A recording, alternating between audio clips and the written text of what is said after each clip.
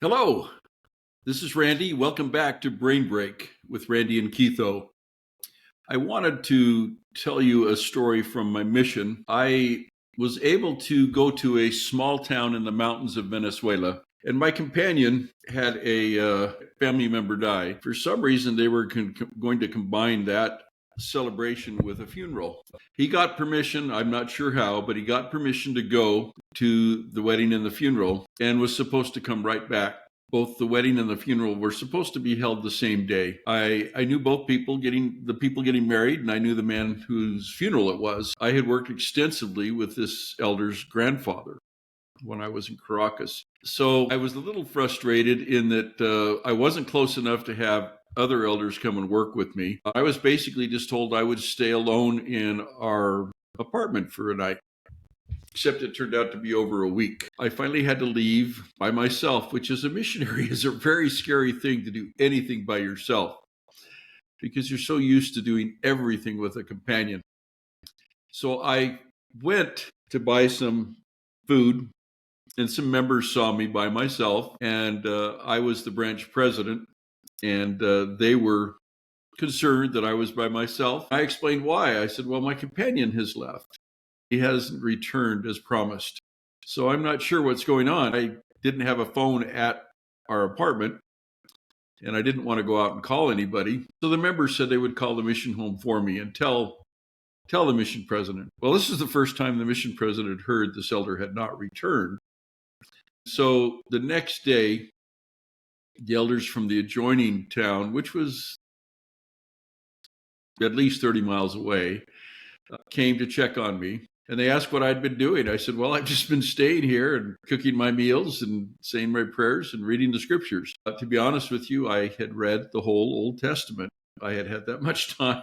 I was not very pleased, but it was a good experience, a chance to read the Old Testament.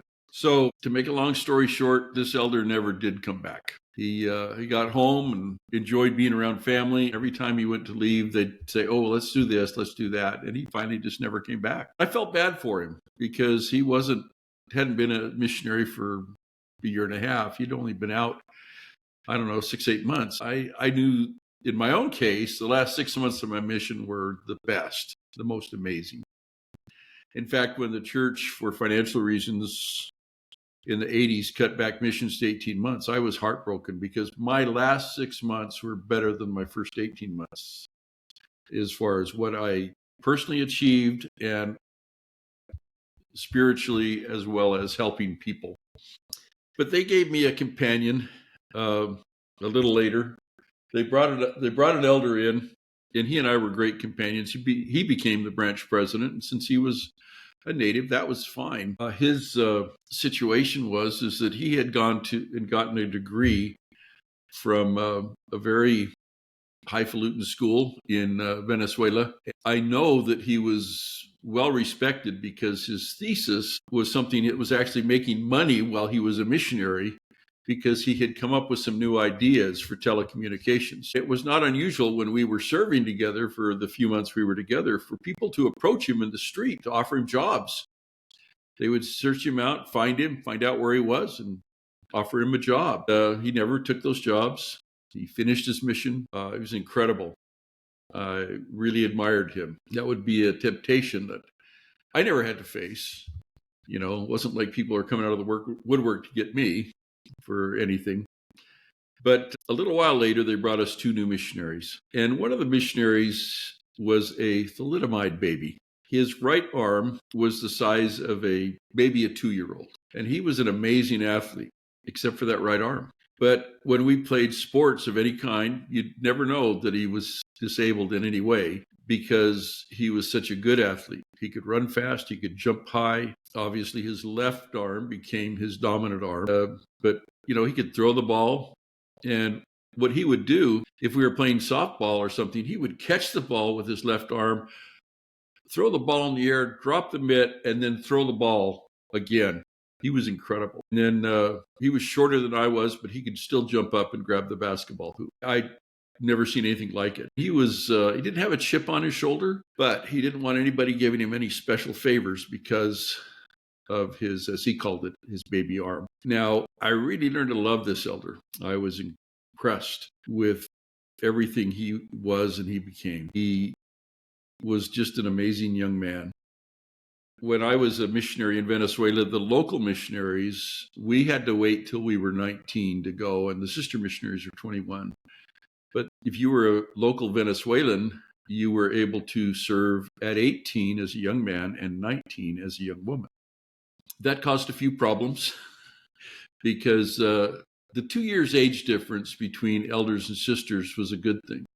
It made us scared of these sisters, even the ones that were very pretty. We were terrified of because they were older than us. And in my mission, all of the Gringa sisters were all nurses, so they'd gone to college and finished a nursing degree, at least as I recall. The local missionaries, we had 4 sisters that were former Miss Venezuelas. And they were all runners-up to Miss Universe. They were gorgeous. Back towards the end of my mission, I was making a mission trip as a zone leader. I found the elders in this town, and they were fine, and they said, but you need to go talk to the sisters. So we arranged to see the sisters in the chapel, and they were both so gorgeous. I interviewed one, and that was my responsibility. And then I went to interview the other one, and she had these big doe eyes, and I was going home in a few weeks, like 3 weeks. I just went to my companion and said, how much money do you have? He says, why? He opens his wallet and looks, and I grabbed what he had. I went up and gave it to the sister. I said, go talk to the mission president.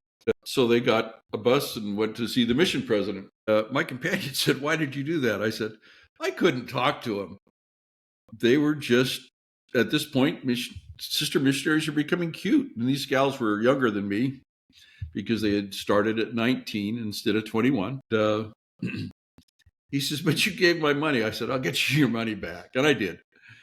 But I am glad that I served my mission when I did. I see the missionaries today being able to FaceTime their parents on a weekly basis. I couldn't have done that. We had an elder whose dad traveled throughout South America with a big Fortune 10 company. His dad was very understanding when I told him it wasn't doing his son any good to come and see him.